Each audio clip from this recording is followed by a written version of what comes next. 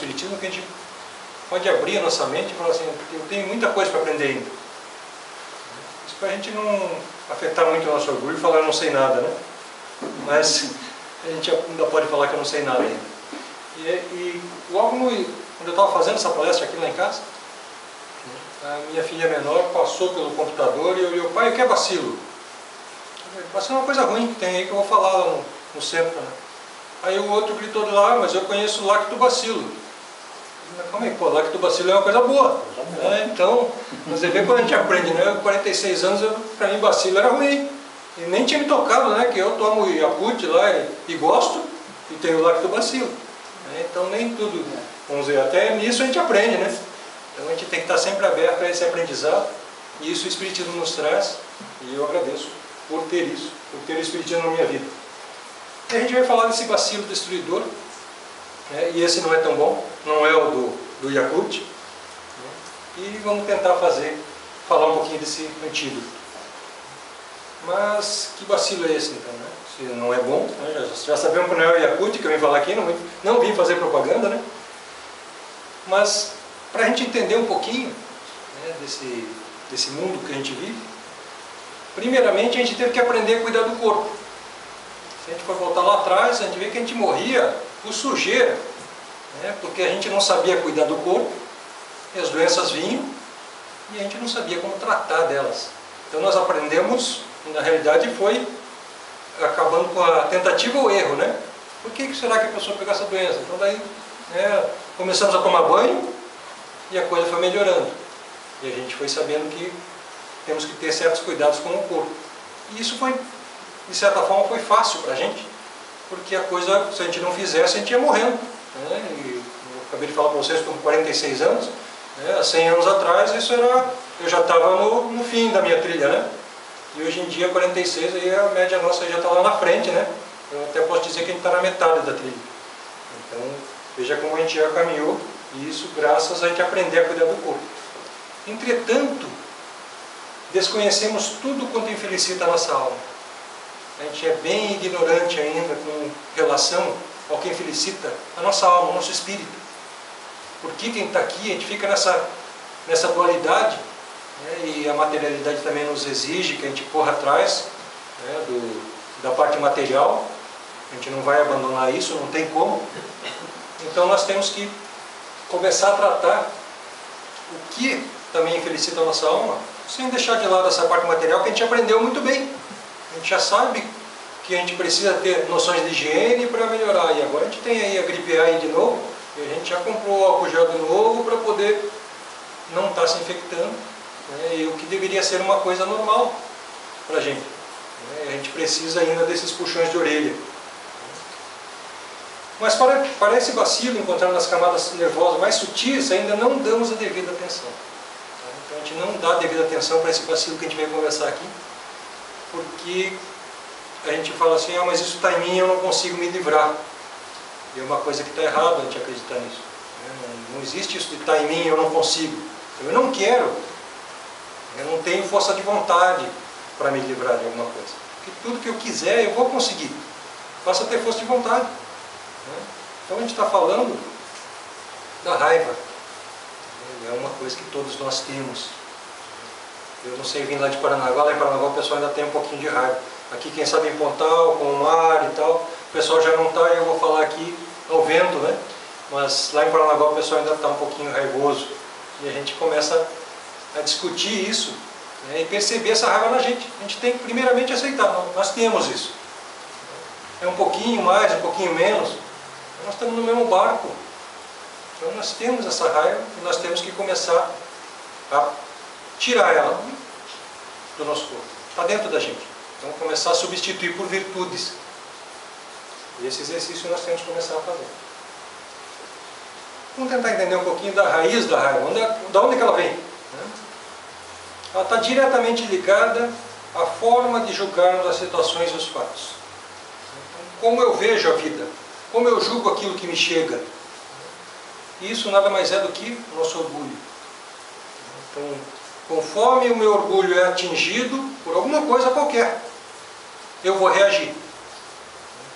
E a raiva fica só na espreita. Então a raiva não está numa maneira profunda em mim, ela está na superfície. O que está profundo em mim é orgulho. E orgulho cutuca, ó, eu não gostei disso, e daí eu reajo com a raiva. Então, veja se não é assim. Impomos padrões de comportamento, modelando-os de acordo com o nosso ponto de vista, sem ligar se a pessoa tem ou não conhecimento desse padrão. Eu quero que a pessoa haja de uma forma, eu já instituí isso como correto, e se a pessoa faz alguma coisa errada ou diferente disso, ela já me atinge. Veja, nós somos assim. Vamos usar um exemplo bem fácil, o casamento. Então tem aquele negócio que diz que o homem casa com a mulher, né? O homem, quando tem aquela visão mais materialista, mais externa, casa com a mulher esperando que ela não mude, e ela muda. E a mulher casa com o homem e fala, esse eu mudo, e ele não muda, porque a mulher está olhando internamente, certo? Então nós somos assim. Nós temos essa coisa de querer mudar o mundo, mas a gente não muda a gente. Então a raiva está nesse contexto todo, que daí eu não consigo mudar. Eu caso e não consigo mudar. E daí eu fico com raiva.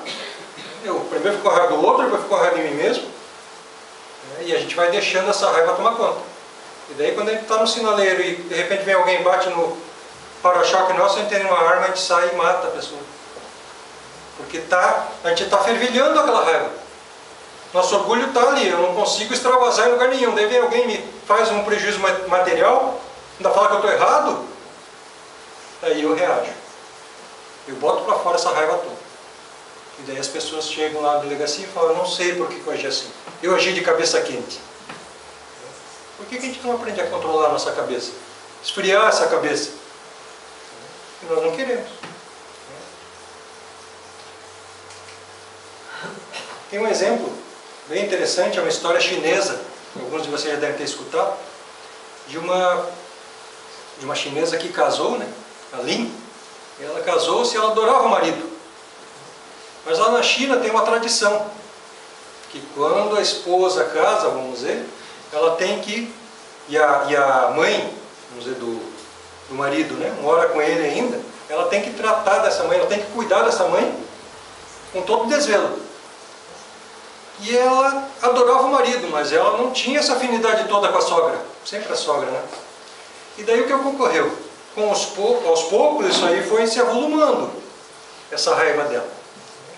E o que ela fez? Ela não aguentava mais olhar a sogra, e ela tinha que tratar a sogra, né, com a pão de ló. O que ela fez? Ela foi procurar um sábio lá na China, e chegou para ele, contou toda a história. Ele calmamente escutou essa história dela, a história triste e tal, da sogra, ela não aguentava mais a sogra, o que ela faria e tal. Ele escutou, falou para ela, então vamos fazer o seguinte, eu vou te trazer aqui umas ervas medicinais, você tem que servir o chá para ela à tarde e tal, você coloca essas ervas no chá e vai dando para ela toda a tarde. Falei, tá, tudo bem, eu vou dar um chazinho para ela e o que ocorre? Ao final de 6 meses, ela vai morrer. Como ela estava desesperada mesmo, ela falou, tá bom, é o que eu quero, vou me livrar da megera. E foi, né? Só que quando ela estava saindo, o mestre falou, mas calma aí, vem aqui. Você já demonstrou, essa raiva está clara em você. Então você vai ser a primeira a ser acusada se essa mulher amanhã ou depois vier a partir. Então você tem que mudar a tua forma de agir a partir de agora. A partir de agora você tem que tratar ela da melhor maneira possível. Você tem que fazer todas as vontades dela, você tem que se tornar uma grande amiga, porque daqui a 6 meses, quando ela morrer, você não vai ser a culpada. Não vai ser nem, não, ela está muito bem. E assim ela fez e foi para casa. E daí o que ocorreu? Ela começou a dar o chá para a sogra e tratar ela muito bem. E a sogra, ao perceber que estava sendo muito bem tratada, retribuiu isso também com o tratamento. Parou de ser aquela pessoa tão, que é contra a nora, e passou a ser a favor também. Quando estava com uns 3 meses de chazinho, ela já não estava mais tão achando aquela megera toda a sogra. E começou a pensar, e agora? Né? Eu estou dando esse chá e tal, mas eu ainda não gosto e tal, então vou continuar. Né? E foi para frente, aquela coisa foi aumentando, e quando estava perto dos 6 meses, ela correu lá no mestre. E de novo contou toda a história, falou, mas agora, mestre, ela mudou muito. Agora eu acho ela ótima. É uma mãe para mim. Nós estamos muito bem. E eu estou com uma crise de consciência. Daqui a alguns dias, alguns meses aí, né, algum mês, no final do mês, ela vai morrer porque eu estou dando um chazinho para ela toda tarde. Como é que a gente pode fazer agora? O mestre, primeiramente, o mestre deu a lição nela, né? Falou, veja bem, não foi ela que mudou. Quem mudou foi você quando começou a tratar melhor dela. Você tinha uma rusga com sua sogra, porque ela sempre foi aquela que teve, entre aspas, o poder sobre o filho. E você gosta desse filho, né, e não gostava dessa ingerência. Então veja que você é que criava isso. Então quando você rompeu essa barreira, a sua sogra também abriu essa porta. Né? E pode ficar tranquila quanto ao chá, porque são ervas medicinais. Então pode continuar dando e siga a sua vida com sua nova mãe, sua segunda mãe, agora que você tem. Então vejam que a raiva está em nós. Nós precisamos romper isso. Então, muitas vezes eu faço um retrato da pessoa, né, e acho que ela não é boa, ou ela me atingiu de alguma forma, e eu reajo daí. É uma reação. Né, e daí a outra pessoa sente, porque nós somos energia. Nós estamos vibrando aqui, nós somos rádio, emitindo ondas aqui. Então você acha, o que a pessoa percebe quando a gente não gosta da pessoa? Ela percebe isso. Como que ela reage? Se fechando. Então vejam que nós precisamos muitas vezes nos abrir. Deixar que a coisa... Aceitar a pessoa como ela é. E poder dialogar daí. Poder deixar que a coisa flua. Senão a gente vai criar realmente essa raiva e vai alimentar. Né? E a gente poderia fazer essa pergunta para vocês aí, né? Desejamos erradicar o ódio do mundo? Será que alguém não quer? Todo mundo quer, né? A gente não aguenta mais o mundo do jeito que está. A gente assistindo aí a televisão às 6 da tarde lá, a gente nem consegue botar um baldinho embaixo para o sangue que escorre, né? Então, a gente quer mudar. E por onde a gente deve começar esse combate? É necessário que a gente comece a combater essa raiva. Ela é necessária. E a gente tem que combater. E por onde? O primeiro lugar que a gente deve tratar e atender é dentro de nós mesmos. Essa raiva está dentro de nós. É que nem a historinha chinesa. Eu vou dando combustível para ela. No momento que eu não der esse combustível, que eu não jogar o álcool lá, dar o oxigênio, ela não vai pegar fogo mais. Eu estou fazendo isso. Então a gente tem que olhar, fazer um olhar introspectivo e ver o que eu estou fazendo. Como que eu estou fazendo? Como eu estou direcionando minha vida? Será que eu estou direcionando uma vida para uma vida de paz? Ou será que eu estou em competição o tempo todo? Como aquele desenhinho lá do Pateta que tem, que ele entra no carro e vira um lobo, né? É a raiva, né? Parece que a gente tem aquela proteção e daí pode fazer tudo. E nós não podemos. Temos que respeitar os outros também. Queremos respeito, temos que respeitar também. Todas as ações odientas que vemos têm seu início no íntimo enfermo do ser humano. Todas elas. Então alguém trouxe isso, né? E a gente deu combustível para ele.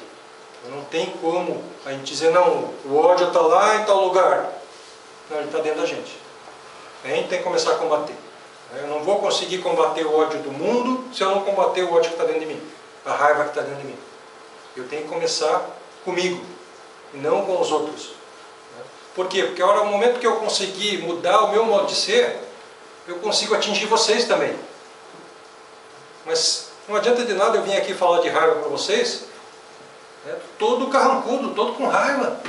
Ah, não, eu não gosto do Carlos. E eu venho aqui falar de raiva. Então eu vou demonstrar, né? Exemplo prático daí. Não adianta. Eu não vou conseguir passar isso para vocês. A partir do momento que se eu mudar, se eu tiver essa vontade de mudar, eu não estou dizendo aqui que nós vamos sair daqui sem raiva nenhuma. Eu não vou, mas eu vou sair daqui tranquilo, estou em paz. Todo mundo. Amando todo mundo. Não consigo. Eu vou sair brigando com isso. Uma briga sadia daí. Comigo mesmo. Para que eu não tenha isso. Eu sei que tenho, nesse ponto aqui eu estou raivoso ainda. Então eu vou começar a melhorar nesse ponto, aos pouquinhos.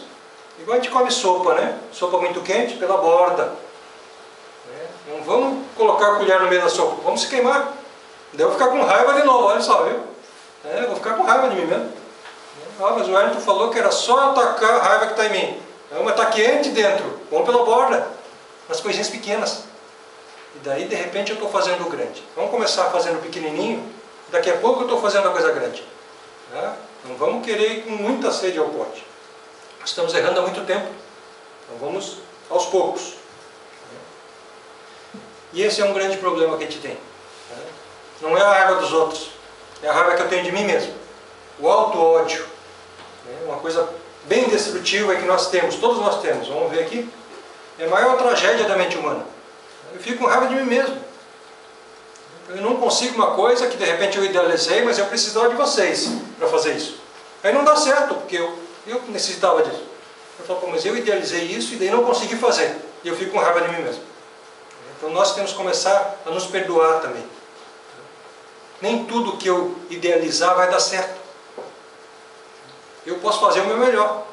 Isso eu tenho que ter em mente. Não, eu vou fazer o meu melhor. A partir de agora eu vou sair do centro e vou tentar melhorar e não ser mais tão estourado. Vejam só, eu não falei eu vou sair do centro e não vou ser mais estourado. Porque é difícil realmente. Então eu vou tentar não ser mais. Eu vou tentar me controlar. Aí que nós devemos começar a fazer. Não falar assim, não, eu vou conseguir, porque eu não vou. Eu estou errando há muito tempo. Então dificilmente eu vou chegar. Se a gente pegar aqui 20 fumantes e falar assim, todos que pararam, e perguntar como é que você parou, um deles, às vezes, parou assim e falou, eu decidi parar e não fumei mais. Todos os outros precisaram aquele chicletinho, que não sei o que, adesivo de nicotina, acompanhamento médico, para conseguir parar. Então não é um negócio fácil. Imagine um vício aqui. E alguma coisa que a gente já traz de várias encarnações. Será que é fácil a gente tirar? Não é. Então, a gente tem que começar a se perdoar também. Não digo agora também, eu estouro todo momento e falo assim, não, o Wellington falou que é para me perdoar. E eu continuo estourando. Então não estou fazendo esforço nenhum para melhorar. Eu só arranjei mais uma desculpa. Eu fui na palestra e arranjei uma desculpa. E agora eu posso estourar, porque eu sou assim mesmo. Não. Eu posso estourar, mas estourar cada vez menos. Essa é a ideia. Vou começar a melhorar. Um exemplo é o perfeccionismo exagerado. Então muitas vezes a gente tem isso. Eu confesso para vocês que eu tenho um pouco disso. A gente ser perfeccionista, não pode estar errado. E daí a gente não consegue. Daí o que ocorre? Daí você casa com uma pessoa bagunceira. A pessoa é quase louca. Isso tem muito, as mulheres sempre reclamam, né? Os maridos saem jogando roupa, jogando toalha em cima da cama e tal. E daí a mulher vai lá e junta e limpa. Eu vou defender aqui também, porque tem várias mulheres que fazem isso e os maridos que fazem o contrário. Mas se fosse tudo bonitinho, para que os dois iam estar juntos? Não é necessário. Tem que haver essa diferença para que um respeite o outro, para que aprenda respeito, um aprenda a paciência, e o outro veja, ó, fica melhor quando está arrumadinho, quando a toalha não está no chão, quando eu não tropeço no chinelo. O outro vai perceber isso também, não é? Então, se não houver essa diferença, ficaria muito mais fácil, é claro. Mas, fácil para aquele que é perfeccionista. Agora, já pensaram em dois bagunceiros ao mesmo tempo? O que ocorre? Vira um caos. E a gente não quer isso. Então, a gente também tem que aprender a evitar esse perfeccionismo exagerado. Cheguei ao cúmulo uma vez de conhecer uma pessoa que no guarda-roupa dela tinha as roupas por tom de cor. Amarelo mais claro, amarelo mais escuro, amarelo não sei o que. Nossa, se pegar um azul e botar para o lado de cá, o cara fica louco.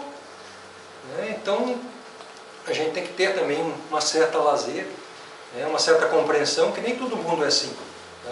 Está errado ser assim? Está errado se a minha vida for muito pesada. Se eu ficar desesperado porque alguém mexeu. Agora, se eu achar, não, pode mexer, depois eu vou lá e arrumo, é um problema meu. Se eu consigo lidar com esse perfeccionismo de uma forma tranquila, Só que o que a gente vê geralmente é que as pessoas que são perfeccionistas não aceitam que as outras sejam bagunceiras. E querem, parece que, transformar a pessoa da noite para o dia. Não é? E não consegue. Daí vira uma guerra. Daí a outra faz de birra. Daí. Ela não é. É igual criança, né? Você fala, não faz, não faz, não faz. Daí ela faz. Não suba aí, não faz. Quando que a criança aprende, quando está o fogão lá, o forno aceso? E a mãe fala, não bote aí a mão que está quente. Não bote a mão que está quente. E ela está ali rodeando o forno, né? De repente ela toma a mão no fogo. Ai! Botou mais alguma vez? Nunca mais. Mas ela teve que aprender. Então ela faz de birra realmente, né? Nós fazemos, né? Já fizemos, já queimamos a mão também. Os insucessos devem ser estímulo para acertar uma próxima vez e nunca razão de autoflagelo. Então, eu não vou acertar sempre.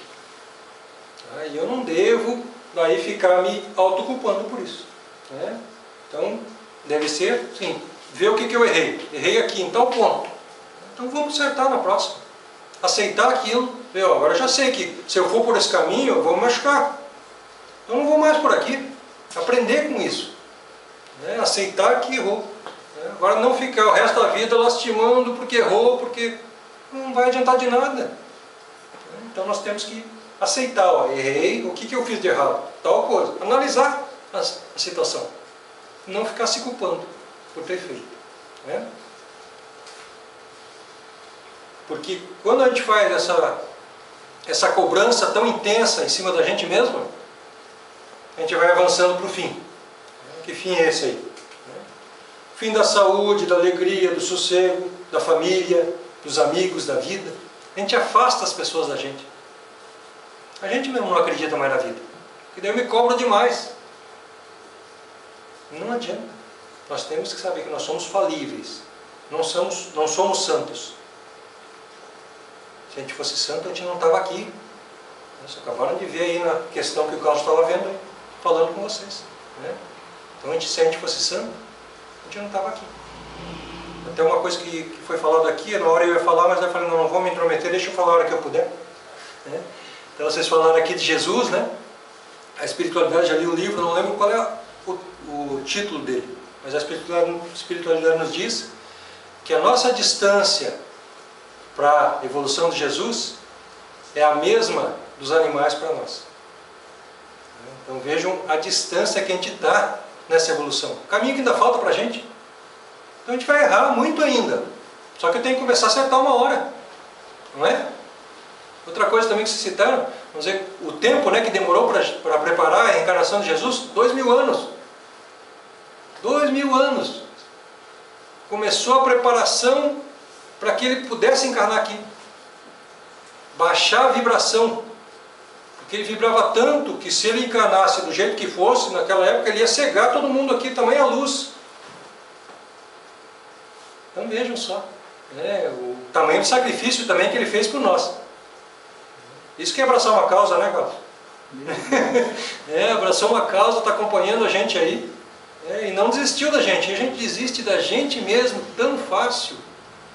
As pessoas entram em depressão, entram em síndrome do pânico e tudo, nada, não acusando ninguém nem nada, né? Todos nós estamos passíveis disso, mas a gente tem que olhar um pouquinho para frente, ver o sol que está nascendo todo dia para nós, e por que a gente se culpar tanto? Erramos, todo mundo erra. Vamos começar a acertar agora. Não adianta de nada eu começar a viver em cima dos meus erros. Não vai adiantar de nada. Eu tenho que acertar, não. Errei até aqui. Quero acertar a partir de agora. Vou errar muito ainda? Vou. Mas eu tenho que me aceitar primeiro. Senão a gente vai para esse fim bem rápido aí. O ser que se detesta imprime em tudo que faz o selo da negatividade. Tudo que faz. É aquela pessoa que é negativa para tudo. É aquele negócio do copinho d'água.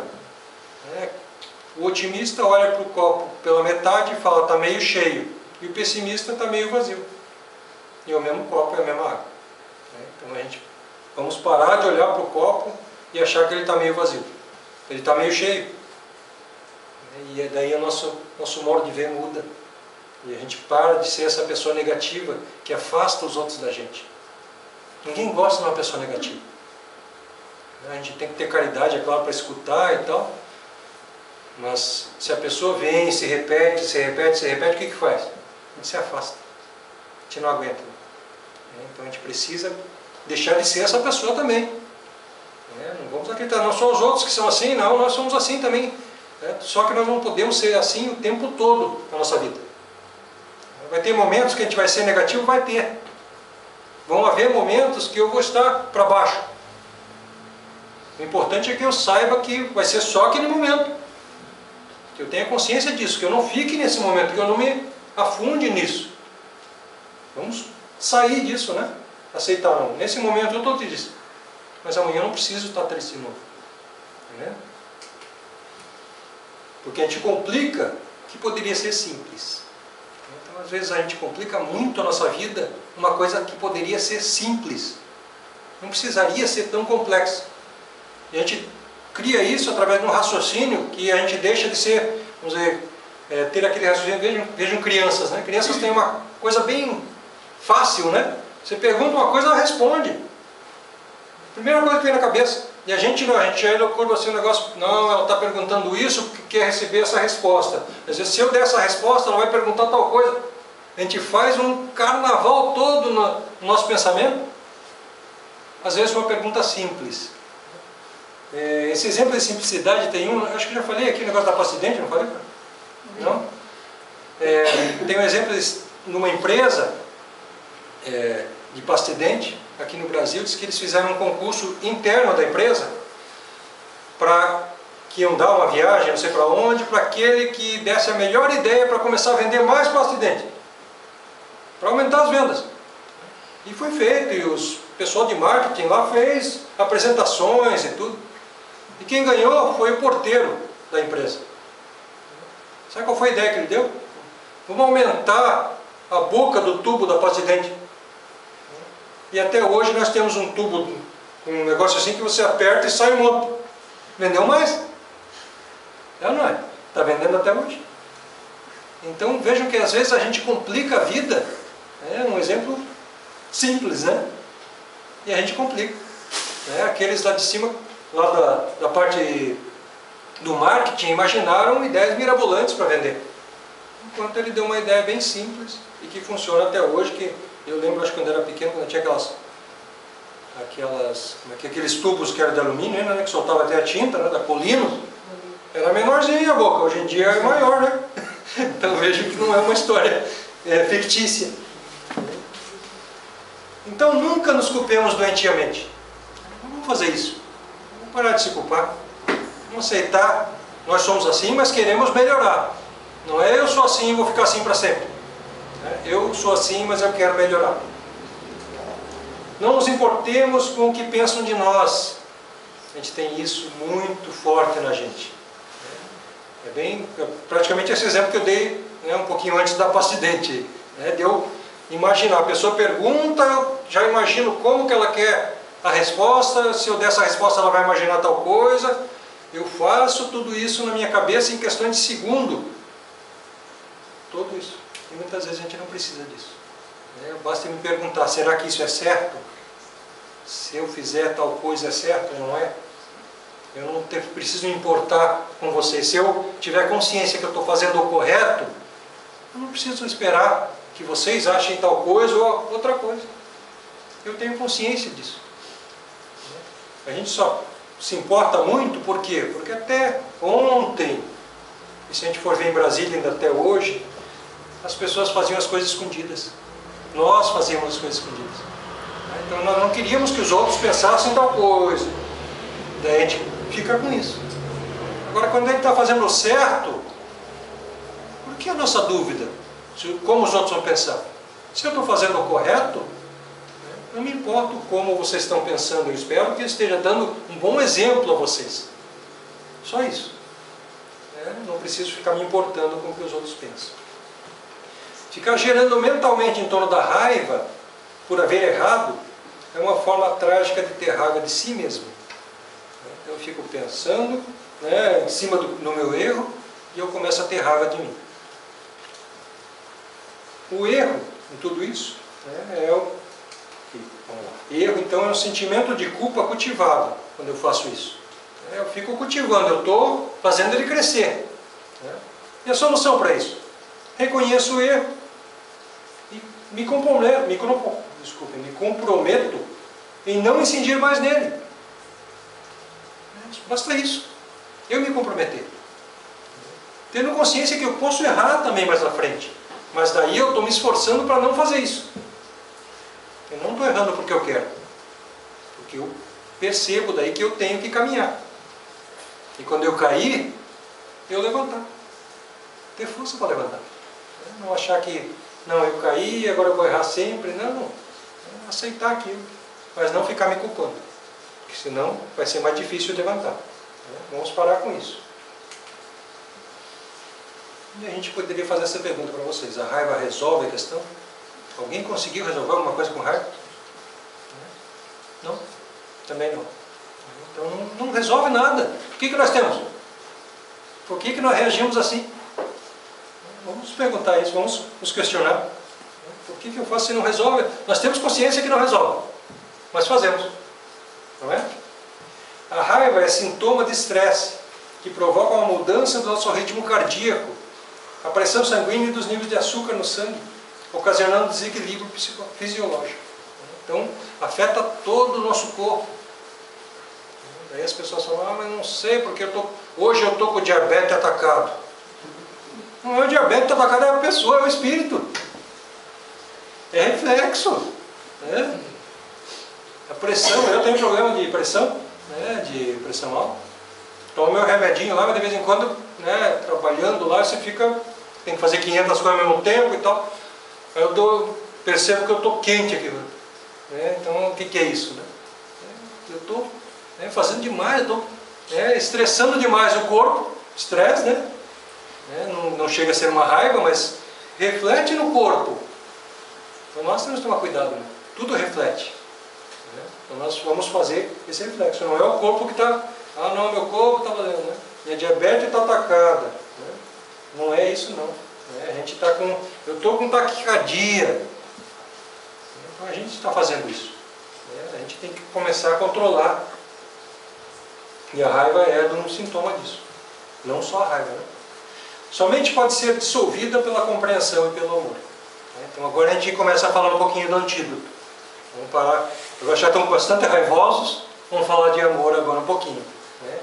Só tem uma forma da gente combater a raiva, com amor.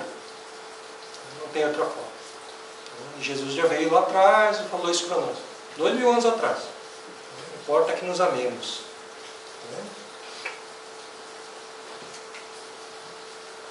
Então a gente tem que começar a se defender disso, se proteger, porque essa raiva está muito presente na nossa vida, na sociedade. Então, às vezes fica difícil realmente a gente se ver livre disso. E um dos problemas que a gente tem hoje em dia é a mídia. As televisões que nós temos, cada uma num quarto, na sala, em toda parte. E o que a gente está deixando entrar em nossa casa? Como que está entrando isso? Que a gente fala assim, não, o que a gente está deixando entrar? A gente não vai desligar a televisão porque está ali. Vai falar para os nossos filhos para não ligar a televisão. Sai da internet, sai da televisão. Não tem como. Ela já está dentro da nossa casa e não tem como a gente fugir disso. A não ser que a gente vá para aquelas comunidades que se isolam e que daí não tem rádio, não tem televisão, não tem nada. Mas eu acho que não é esse o nosso objetivo. A gente está junto para começar a evoluir. Então a gente tem que tomar muito cuidado com essa mídia, que nos afeta bastante. Ela projeta para o homem modelos de pessoas vencedoras, heróis possuidores da raiva justa.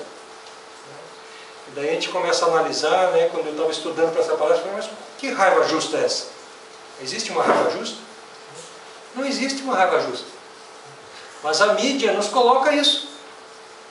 De pessoas que têm, vamos dizer, um exemplo só, estava passando agora, levei até as crianças para ver no cinema, Os Vingadores.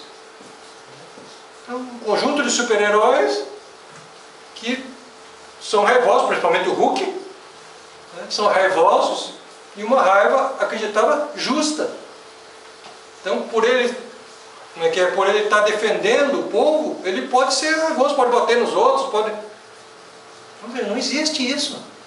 E a televisão nos coloca, e daí nossos filhos vão para a rua, e daí são ofendidos e acham que pode ter uma raiva justa para se defender.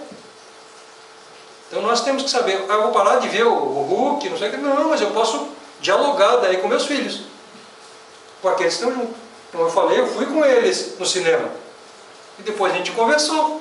Né? Veja que não tem lógica, né? O Hulk está lá brigando com os outros, de repente ele dá um soco no próprio amigo, pum! Né? É uma risada só no cinema, né? Aqueles que viram o filme, veem, né? Que ele está brigando lá e de repente ele, tum, no próprio amigo. É a raiva justa dele. Ele tinha tanta raiva que ele tem que bater até no próprio que estava junto com ele. E a gente dá risada. Mas a gente vê que não tem lógica. Então, se conversar, a criança não é boa. Então a gente tem que conversar. Não adianta de nada eu bloquear o canal. Que a gente bloqueia, eles conseguem descobrir a senha em 2 pontos. A gente esquece ela. Não vão conseguir nunca mais ver aquele canal. A gente esquece, mas as crianças descobrem, né? Então esse dia meu sogro ainda falou, ué, você lembra qual que é a senha do meu Sky aqui? Eu não sei, mas se perguntar para as crianças, eles sabem todo, né? Então a gente esquece, mas eles não. Então a gente tem que tomar cuidado realmente em posicionar. Falar, ó, isso não é correto. Veja, você acha certo isso? É um diálogo, né? Não é também impor, ó, não é certo isso. Porque eles não aceitam mais isso. Quem sabe nós lá atrás aceitávamos, devido à nossa educação. Mas eles que estão vindo agora melhores, não aceitam. As crianças querem mais esse diálogo. Você mostrar por que não é bom. E a gente tem que começar a fazer isso. Então são imagens de serviço para a nossa sociedade. Não servem para nós. Principalmente por impressionarem fortemente a formação das crianças. A gente tem que tomar muito cuidado com isso. Não vamos proibir, não. Vamos sentar junto. Ver o que eles estão assistindo, perguntar se acha que é certo isso, e se ocorresse isso aqui? Veja, faz a criança pensar, daí ela abre, daí ela questiona, daí você tem o teu acesso para colocar informação. Agora, se for somente proibir, não vai adiantar de nada. Nós temos um exemplo também sobre isso, fazendo o que todos fazem.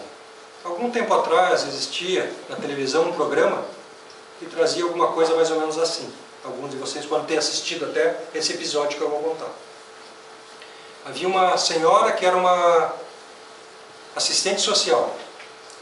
E ela era aquela pessoa que cuidava daqueles jovens delinquentes.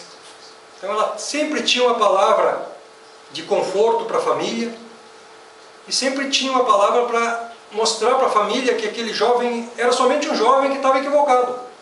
Fosse a pior coisa que ele tinha feito. Mas ela sempre tinha esse argumento ponderado. E era conhecida por isso.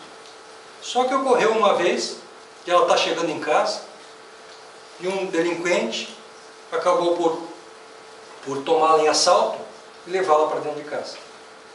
E durante horas ele soltou toda uma raiva em cima dela, devido a como ele era tratado pela sociedade, com palavrões, de toda forma com uma arma apontada para essa mulher. E apesar de todo o preparo que ela tinha para lidar com esse tipo de pessoa, ela somente foi recebendo aquilo, de uma forma até, desumana, e foi crescendo aquela raiva. Chegou um momento em que esse delinquente se descuidou e ela pegou a arma dele. Nesse momento, a televisão congela a imagem e aparecem 3 opções para que o público decida o final desse episódio. A primeira opção era deixar esse garoto ir embora, abrir a porta e falar vai embora e pronto. O segundo era chamar a polícia, chamar as autoridades e levar ele para um centro de detenção para menores. E a última hipótese era ela tirar e matar o garoto. O que você acha que aconteceu? 90% para matar. 90%, pessoal. Somos nós. Essa raiva está na gente. Então vejam, não houve houve, é claro, o programa foi levando as pessoas a ficar com raiva do garoto, não é? Mas ninguém pensou Vamos votar lá, mata o rapaz. É menos um. E 90% das pessoas votaram para eliminação do menor. Então vejam que, daí como é que é o título que eu coloquei aqui, é bem isso, né? Daí ela entrou em crise de consciência e um amigo falou para ela, né, que ela não fez nada do que os outros não fariam. Então, às vezes a gente aceita esse tipo de argumento. Se a gente já está no espiritismo, se a gente já quer uma mudança de vida, vamos parar de aceitar o que todo mundo aceita, porque a sociedade aceita. Ela matou? Ela matou. 90%. Porque o público que decidiu. Nós decidimos o final desse episódio. Então, ela acabou matando o rapaz. Vejam que não é uma coisa normal, né? Mas essa raiva está na sociedade, está na gente. Então, qual seria um modo sensato de agir perante tudo isso que a gente comentou? Primeiramente, quando a gente está com a gente vê que a gente está estourando, né? Respirar profundamente, tentar descobrir os motivos da raiva. A gente fala isso para os nossos filhos todo o tempo. Eles estão brigando, a gente fala, respire fundo, conte até 10. E a gente não faz isso. A gente aprendeu a falar para eles, mas nós não fazemos. Vamos começar a fazer isso. Respirar fundo. Por quê? Porque a partir do momento que eu oxigeno meu cérebro, eu consigo pensar melhor. E eu dei um tempo para não reagir, para agir. Porque reação eu não penso para fazer, eu reajo. Agora, se eu respirar, pensar um pouquinho, eu vou agir, pensado, de forma pensada. Vou saber o que fazer. Agora, se eu deixar, nós temos muito instinto latente ainda. O instinto é muito grande. Então a gente vai reagir realmente. Reequilibrados, busquemos como resolver a questão. Na hora que a gente respirar, a gente vai estar reequilibrado. Como que eu resolvo isso? Qual a melhor maneira de resolver? Compreensão e amor destroem a raiva, trazendo-nos saúde, bem-estar físico, emocional, psicológico e espiritual. Muitas vezes a gente tem que compreender. Muitas vezes a gente percebe que a pessoa não está com a razão, mas que nós não vamos conseguir demovê-la com raiva. Então, às vezes, eu preciso de compreensão e amor, para evitar que isso se torne uma bola de neve. Vamos compreender, não? Ela está equivocada, mas não é o momento de eu entrar com o meu diálogo aqui, no mesmo nível. Então eu deixo a coisa acalmar e depois a gente conversa. Vamos ter compreensão e amor. Às vezes é preciso. Não vai adiantar de nada eu querer discutir com alguém que já está com raiva, alguém que está nervoso. Eu não vou conseguir acalmar essa pessoa, porque a gente consegue se acalmar os outros dificilmente. Então agora eu me acalmo, compreendo, trato a pessoa com amor. O que eu estou fazendo? Eu estou me acalmando e acalmando ela. Daí eu consigo, de repente, dialogar. Não é? Agora, no momento é difícil. Vamos usar o exemplo de novo de marido e mulher, né? O que ocorre? Uma discussão. Quem que ganha? Aquele que grita mais alto. É ou não é? É uma discussão que daí vai aumentando o volume e aquele que grita mais alto daí consegue ganhar. E daí a gente vai buscando aquele negócio que a gente fala, eu perdoo. Aí eu busco aquele negócio que ocorreu lá no namoro, lá 20 anos atrás eu jogo na mesa. Naquele dia lá, a gente estava namorando, e eu falei que perdoei. Então veja como a gente é. A gente guarda para usar depois, armamento. Então vamos parar com isso também. A gente está destruindo a nossa saúde com isso. Então existe, como eu falei, do auto-ódio, né? Existe a necessidade do auto-amor. Eu tenho que me amar. Eu tenho que gostar de mim. Se eu não gostar de mim, vocês não vão gostar também. Vou demonstrar que eu não gosto de mim, para que vocês vão gostar? Não gostar o amor de vocês comigo, né? Não vão. Então eu tenho que demonstrar que eu gosto de mim. Daí vocês vão retribuir isso. Então é preciso parar tudo e cultivar o auto-amor. E aceitar, eu sou assim, tenho meus defeitos, mas tenho acertos também. Vamos também mentalizar, vamos gostar da gente pelo que a gente faz de certo. Será que a gente erra tudo na vida? Não, né? Então vamos gostar daquilo, fixar aquilo que a gente faz certo, e aquilo que a gente faz errado, a gente olhar lá, não está errado isso, vamos deixar lá no cantinho e vou começar a acertar isso. E trazer a coisa que eu faço certo para o centro da minha vida. Eu vou começar a me amar. Vamos atentar aqui para a proposta de Francisco de Assis, né? Onde houver ódio, que eu leve o amor. O que a gente pensa primeiramente quando escuta essa frase? Onde houver ódio, que eu leve o amor. Eu não enxergo ódio aí. Vamos imaginar o ódio aqui dentro. Veja como o nosso foco está errado. Francisco de Assis estava certíssimo. O ódio primeiro está aqui dentro de mim. Eu tenho que trazer o amor para mim. É o alto amor. Não está aí. Eu tenho que fazer exercício. Eu não vou conseguir levar o amor para vocês, falar, está aqui o amor. Não consigo.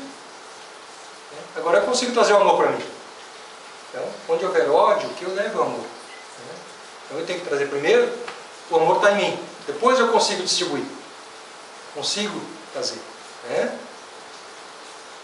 Tem outra frase que nos traz bem isso numa oração, no Pai Nosso. Livrai-nos de todo mal. O que a gente pensa também? Esse mal aí fora. Mas o mal está dentro também. Livrai-nos do mal que já está em mim. Eu começar a trabalhar isso. Então veja como tem coisa para a gente aprender. Como a gente está com um foco fora, quando eu tenho que olhar bastante para dentro, para começar a melhorar. Não é? Os maiores inimigos do homem estão na sua intimidade. Não está fora não. Está dentro da gente. Está dentro da gente. Vamos começar a se olhar. Dessa forma, amar a si mesmo é salvar o mundo. Daí eu começo. Porque se eu não gostar de mim, eu não vou conseguir salvar nada. Eu só me destruo. Eu tenho que começar a me aceitar como eu sou, começar a me amar, para poder melhorar. Senão eu não vou conseguir. Não é? E esse auto-amor tem uma força muito grande. A partir do momento que eu me aceito, começo a olhar, não, mas eu tenho coisas boas em mim. E daí eu começo a aceitar também, porque muitas vezes eu não aceito nem elogio dos outros, porque eu não me aceito. Eu tenho que aceitar também, a pessoa me elogiou, pô, é mesmo, ó, eu toquei a pessoa nesse ponto. Aceitar isso também. Fixar isso na gente. Não só as coisas ruins. Infelizmente a gente tem essa coisa de a gente fixa coisa ruim. Parece que dói mais a gente, daí a gente acaba fixando isso. As partes boas nossas muitas vezes a gente esquece. Basta a gente fazer uma análise de infância ou de passado nosso, o que a gente lembra mais? Aquelas partes que a gente mais sofreu. Dificilmente a gente lembra daquela parte que a gente foi feliz, mais feliz. Não é? Então, é claro que isso também é necessidade nossa evolutiva agora. Não vai precisar ser sempre assim. Não precisa ser sempre assim. A gente tem que aprender a fixar as coisas boas também. Daqui a pouco a gente vai estar tendo só coisa boa. Faz com que desejemos aprender para sermos úteis e com que trabalhemos para progredir. Então, a partir do momento que eu me amo, que eu tenho esse amor dentro de mim, daí eu começo a querer dividir isso. Daí começo a trabalhar nessa distribuição. Mas primeiro eu tenho que trabalhar em mim. Não tem outra forma. E daí eu começo a querer dividir isso. O auto-amor preserva-nos dos vícios e dos excessos. Então, a partir do momento que eu vejo, não, pô, mas a bebida me faz mal, o álcool me faz mal, o tabaco me faz mal, o que eu começo a fazer? Eu começo a me preservar, que eu gosto de mim. Não é?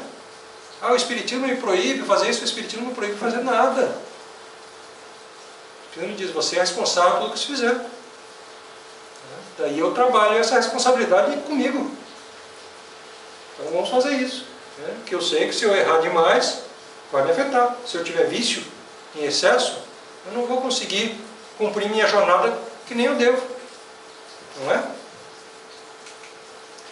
Ensina-nos a cuidar do corpo, sem exageros. E também da alma, dos pensamentos, do que lemos, assistimos, conversamos. E quando a gente começa a prestar atenção na nossa vida, a gente começa a cuidar de tudo isso. Os pensamentos, muito importante. Foi falado aqui também. Da gente saber policiar isso. Como policiar? Saber o que eu estou fazendo, o que eu estou pensando, o que eu estou atraindo para mim. que nós atraímos. Eu não vejo o pensamento de vocês, mas aqueles que estão desencarnados aqui estão sentindo, não está vendo o filme. Não estão vendo se não estão sintonizados. Aqueles que estão sintonizados estão vendo o filme. Eu falo, não sei por que eu estou assim hoje. Porque eu estou atraindo. Então vamos parar de atrair essas coisas. Vamos começar a pensar bem. Mudar nosso pensamento. Mudar a forma de ver a vida. Existe um sol, eu sempre brinco com a minha esposa, ela fala assim, e o sol? Onde que está? Ela fala, está em cima. Está claro, está o sol, está em cima das nuvens. A gente que esquece que tem o sol aí. Então a vida é assim também. Tem partes boas. Vamos parar de mentalizar só uma coisa ruim. E daí a gente vai começar a amadurecer esse auto-amor. Porque primeiro a gente está só cultivando ele. Até agora há pouco a gente estava só regando o auto-ódio. Aí agora eu plantei aquele auto-amor, está pequenininho ainda. Eu tenho que começar a regar, adubar, para que ele fique maduro. Então o auto-amor maduro não é uma paixão doentia de Narciso, não é aquele negócio de me olhar lá e achar lindo, que impediu de pensar em qualquer outra coisa além da própria imagem. Sabe Narciso, aquele lá que olhava lá no lago lá e acabou caindo e morrendo, parece, de olhar para ele mesmo, se achava lindo. Então não é esse auto-amor que eu estou falando, não. É o auto-amor de saber que eu tenho que fazer o melhor por mim. É o amor maduro que faz com que saibamos quem somos. Eu me conheço. Aí a gente começar a buscar esse autoconhecer. Está lá no Livro dos Espíritos, questão, acho que 925. Não sei se é 825 ou 925. Mas como diz o nosso amigo lá de Araucária, esqueci o nome dele.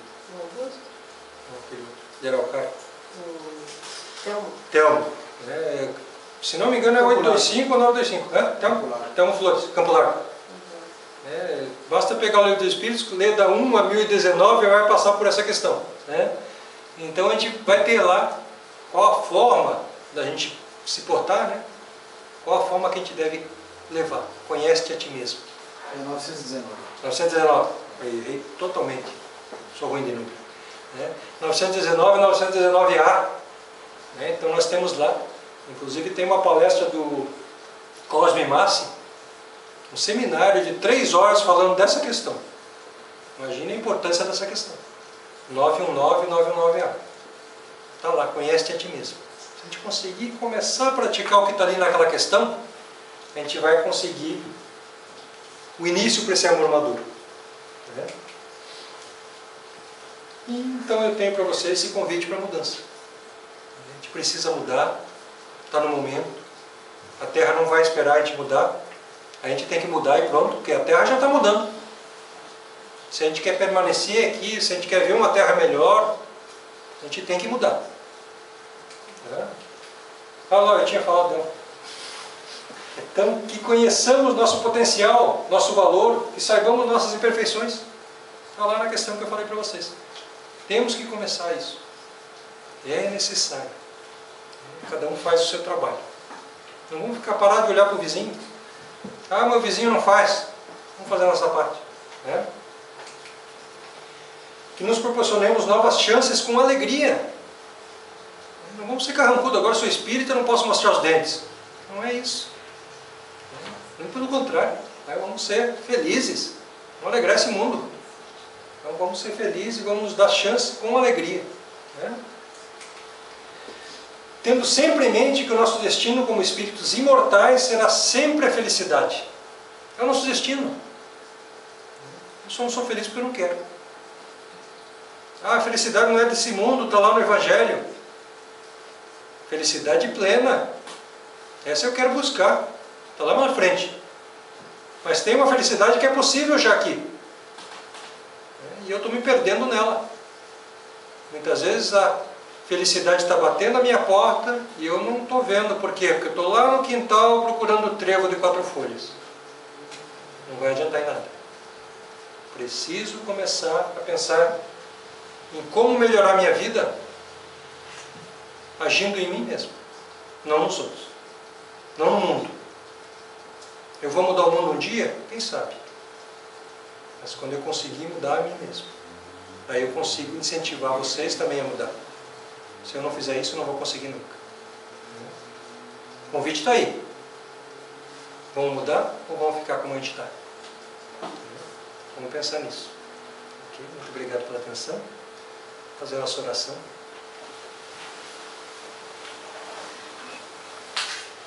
Pai nosso, que estás no céu, na luz dos sóis infinitos, Pai de todos os aflitos deste mundo de escasseus.